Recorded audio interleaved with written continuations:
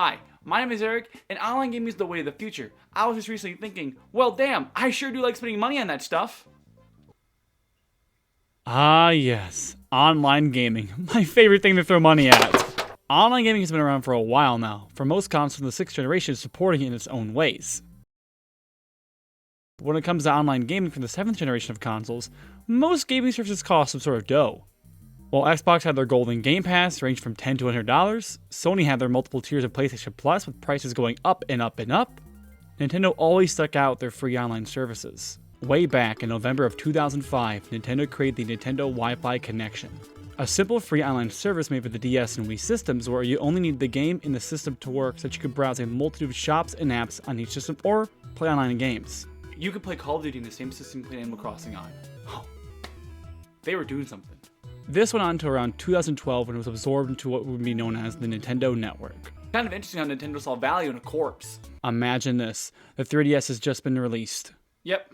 And on January 20th, when the cover art of Theatrhythm Final Fantasy releases, you see a tiny little orange cheese in the top right of it. Jesus! Nintendo officially announced the Nintendo Network on January 26, 2012, with Nintendo stating that this would be an entirely new thing after the discontinuation of the Nintendo Wi-Fi connection. The very different types of services this new online network offered was the ability to add people to a friends list and play games with them online. You can even watch TV on it. A sort of social media-like platform called Miiverse is made where people could interact with each other and share art, thoughts, and screenshots or any other kind of stuff. Miiverse was shut down around August 29th of 2017, and Nintendo has yet to make any sort of successor to it. I mean, it can't be that hard to make your own kind of Miiverse. Let's just call up a buddy of mine real fast. Apparently, that can get you in big legal trouble. Well, let's just call up a lawyer of mine real fast. The Nintendo Network also gave users the ability to surf through the Nintendo eShop before that was eventually shut down on March 27th, 2023. But back again to the Nintendo Network. There's more? You could browse the internet, watch streaming services, and so much more. How much more? Mario Maker. Remember that time Nintendo went, this is cool, until it wasn't. How about you do it instead? That's what Mario Maker basically is. That's right, in this game you are the player and you are the creator, having the endless ability to create whatever Mario levels your heart desires. As the developers are not so interested in making Sin again, Mario Maker as a whole was nothing more than a sweet treat for Mario fans, as since you were the level creator, you could make anything you ever wanted, from wacky music levels to auto-scrolls to what the fuck. Mario Maker was a game for all of us to enjoy. Take it from me, I own a copy. From 10 to 100 Mario mode to the endless amounts of courses and levels in the star system. Oh, don't forget the star system! There's so much to do here from the playing side, and then on the building side, there's even more endless amounts of fun to be had. I might not be an engineer, but I can sure tell you, Mario Maker is something you can put on a resume. Even though the game is now offline, the game and the idea of itself still live on the world of Switch's Mario Maker 2, being yet again an enjoyable experience with even more added to it. This being a crowning victory for how this online service was going to work was great, but you know Nintendo had to fuck up somehow.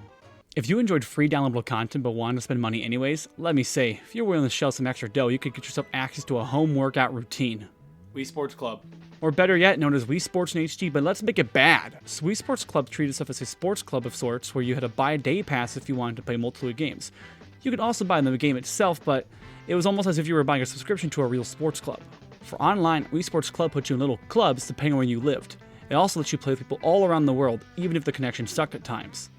The core part of Wii Sports Club was also being a tech demo of sorts to show off what you could do with the gamepad. Only 2 games used the gamepad to play, that being golf and baseball. For baseball, you took the role as the pitcher with moving and catching balls, while in golf you placed the gamepad on the floor and used it as like a golf tee to play. I'm just happy they didn't try shoving any type of gamepad stuff into bowling. Oh, thank God. Now, if playing some good old sports was in your style, there was always Call of Duty. No. There was also Pokken Tournament. No. Splatoon? Splatoon was the newest IP out of the oven from Nintendo, and its primary focus was about playing online against other players in a game where you painted the map with your color the most and made sure the other team wasn't doing the same. It's such a simple and goofy concept, but it feels so Nintendo when you look at it. Splatoon would go on to get some sequels and a success, but the groundwork and playstyles of the first game will always be remembered by the players. Nintendo, you can't just paint a wall a fresh color of paint, say it's brand new and expect us to believe it. Monster Hunter 3 Ultimate had multiplayer. I don't like it. Now, you can't talk about how amazing Nintendo Online was without at least mentioning Mario Kart 8, the definitive must-have game to play if you're a Wii U owner in 2014. There can always be room for 2.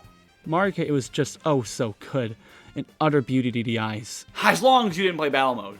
Yeah, if you ever got tired of the regular racing mode and wanted to play around with a corpse. What else am I supposed to do when I'm bored? Battle mode in Mario Kart 8 on Wii U was atrocious. Instead of getting well thought out maps that give players strategic thinking while playing, all we get was a few broken ones with a slap on the wrist.